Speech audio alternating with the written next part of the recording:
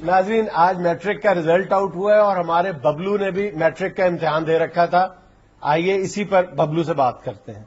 دشمن نہ کرے بورڈ نے وہ کام کیا ہے، 8ویں دفعہ ہمیں ناکام کیا ہے. انکل آپ کے پاس بام ہوگی؟ بام کیا کرنی ہے؟ بڑے بولے بنتے ہیں آپ کو نہیں پتا رزلٹ آیا ہو تو پھر بچہ بام مانگ رہا ہو تو اس نے کیا کرنی ہوتی ہے. مجھے نہیں پتا.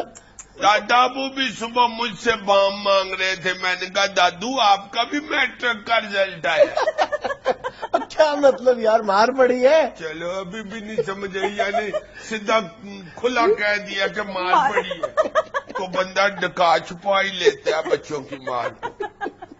مار تو جس طرح پڑی ہے آپ کو کیا بتاؤں، اتنی اتنی پنڈلیاں سوجی ہوئی ہیں. یہ میں نے دادا ابو کی پینٹ پہنی ہے تو پوری آئی ہے، ورنہ میرے والی پینٹ تو پنڈلیوں سے اوپر ہی نہیں تھی آ رہی.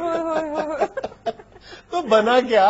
کتنے نمبر آئے؟ بس فضول مار پڑی، حالانکہ 1050 نمبر تھے. تمہارے؟ نہیں ٹوٹل. تمہارے نمبر کتنے آئے؟ اس میں سے ہمارے نمبر تھے 712. 712 تمہارے نمبر تھے؟ ہاں نہیں ہمارے تھے. ہمارے کیا مطلب؟ ہم 3 دوست ہیں نا، اکٹھے رہتے ہیں، ہم ہر کام اکٹھا ہی کرتے ہیں. تو تینوں کے ملا کے اتنا رزلٹ آیا تو پھر ٹوٹل کر لیا نا ہم نے. ہم کوئی کھانے پینے والی بھی چیز لیں تو ٹوٹل کر کے اکٹھا پھر کھا. تمہارے کتنے نمبر آئے؟ تمہارے کیوں کر رہے ہیں؟ ضرور آپ نے ہم تینوں کو بھی چھوڑنا ہے. میں نے آپ سے آپ کی عمر پوچھی ہے یا آپ سے آپ کی تنخواہ پوچھی ہے؟ کیا بات ہے یار، نمبر بتاؤ بابا. ایک جرنلسٹ اپنی تنخواہ نہیں بتا سکتا تو اسٹوڈنٹ کے نمبر کیوں پوچھتا ہے؟ کوئی حق نہیں بنتا ظالم سماج کا کہ وہ بچوں سے اس کے رزلٹ پوچھتا پھرے، وہ بھی سرے عام. اچھا چلو ببلو نمبر بتاؤ نا. LEZ 3264. ببلو تم ہمیں پاگل بنا رہے ہو، نمبر بتاؤ اپنے. 0300849607. ببلو مارکس بتاؤ اپنے.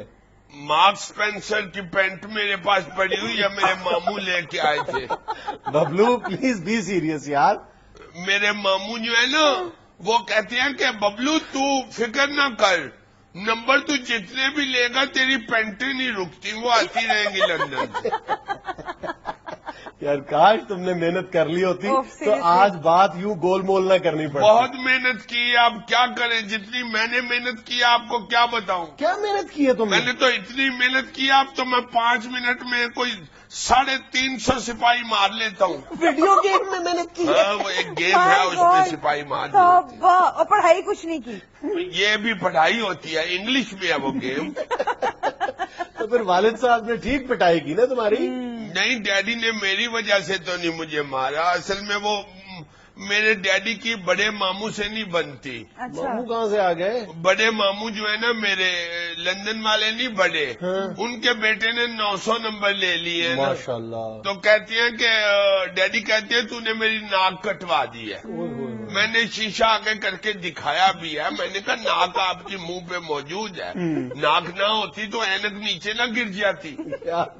مارنا شروع ہو گئے کہ کیوں اتنے نمبر لیے کم. میں نے کہا میرے کم نمبر نہیں ہے اس سے، اس نے 900 ایک ہی دفعہ لے لیے.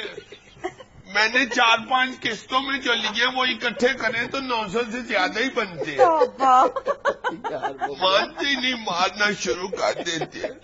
اوپر سے محلے دار اتنے جاہل ہیں، اتنے جاہل لوگ ہمارے محلے میں رہتے ہیں، وہ ابو کو آگے بڑھکاتے ہیں، بار بار آگے پوچھتے ہیں کیا بنا ببلو کا، کیا بنا ببلو کا.